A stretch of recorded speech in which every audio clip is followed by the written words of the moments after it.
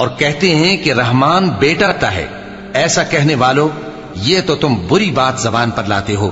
قریب ہے کہ اس جھوٹ سے آسمان پھٹ پڑے اور زمین شق ہو جائے اور پہاڑ پارا پارا ہو کر گر پڑیں کہ انہوں نے رحمان کے لیے بیٹا تجویز کیا، اور رحمان کو شایع نہیں کہ کسی کو بیٹا بنائے۔ ہر شخص جو آسمانوں اور زمین میں ہے رحمان کے روبرو بطور بندہ ہی آئے گا۔